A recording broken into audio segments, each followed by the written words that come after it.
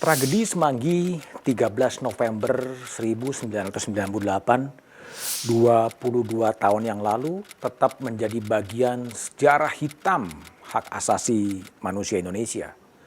Harian Kompas terbitan 14 November 1998 menulis dengan judul besar, Tragedi di akhir sidang istimewa MPR. 5 mahasiswa tewas ditembak aparat di kawasan Semanggi, 232 orang luka-luka.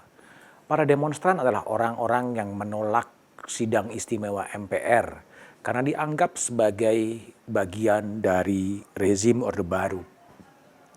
Tembakan beruntun aparat di kawasan Semanggi, khususnya di depan kampus Universitas Atmajaya, merupakan ekspresi dari pengunjuk rasa yang menolak sidang istimewa MPR. Mereka menuntut pengadilan atas Presiden Soeharto dan pencabutan duifungsi ABRI. Di gebalik demonstran, sidang istimewa MPR tetap berlangsung dan di akhir penutupan terjadilah penembakan bertubi-tubi terhadap pengunjuk rasa. 12 ketetapan MPR dihasilkan, antara lain ketetapan soal penyelenggaraan negara yang bersih dan bebas dari KKN, termasuk pengadilan Soeharto, ketetapan MPR yang berkaitan dengan percepatan pemilu, dan ketetapan MPR yang membatasi masa jabatan presiden hanya untuk 2 kali, dan juga ketetapan MPR yang terkait dengan hak asasi manusia.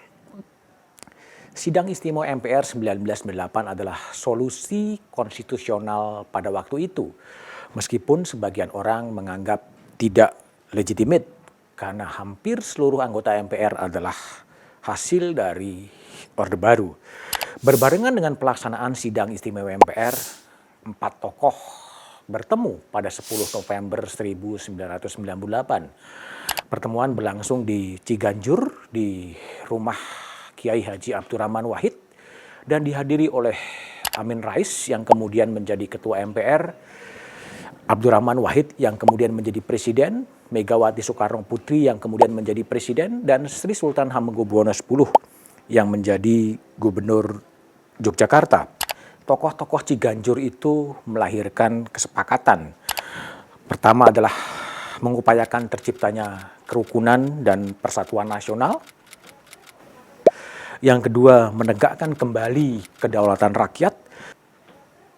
Yang ketiga, melaksanakan desentralisasi pemerintah daerah dengan otonomi daerah. Yang keempat, melaksanakan reformasi sesuai dengan kepentingan generasi bangsa. Yang kelima, melaksanakan pemilu yang luber dan jujur dan guna mengakhiri pemerintahan transisi. Keenam, menghapus duifungsi ABRI secara bertahap. Yang ketujuh, mengusut pelaku korupsi, kolusi, dan nepotisme dengan diawali pengusutan kasus KKN yang melibatkan Soeharto dan kroni-kroninya.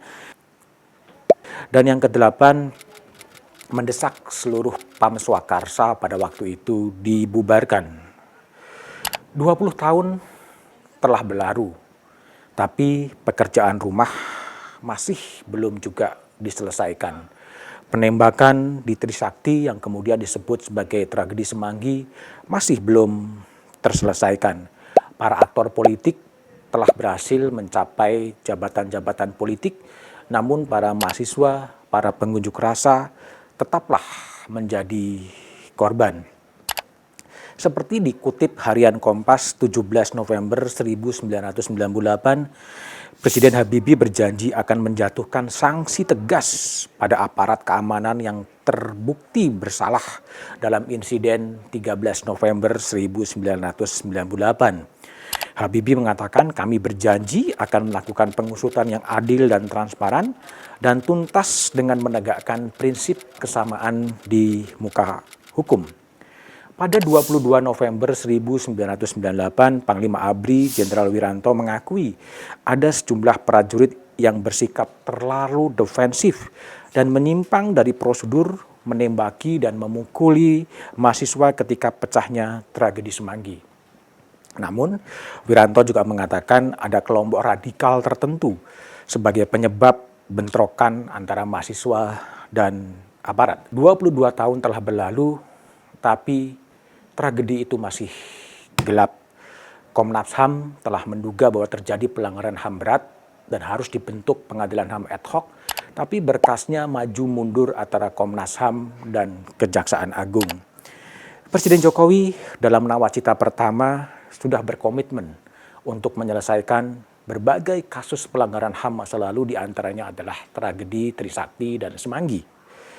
Tetapi sampai periode pertama jabatannya berakhir, kasus itu belum juga bisa selesai.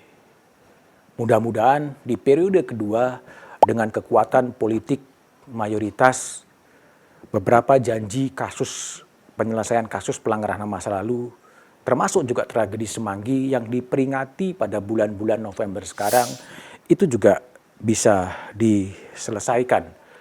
Menyelesaikan kasus pelanggaran HAM masa lalu, selain juga melunasi janji kampanye, tetapi juga merupakan amanat dari konstitusi. Saya yakin Presiden Jokowi tidak cukup punya beban untuk menyelesaikan itu dan bisa menyelesaikannya sehingga masa depan Indonesia tidak selalu digelayuti oleh beban pelanggaran HAM masa lalu. Tapi apapun, yakinlah dan tetaplah percaya, janganlah pernah lelah untuk tetap mencintai Indonesia.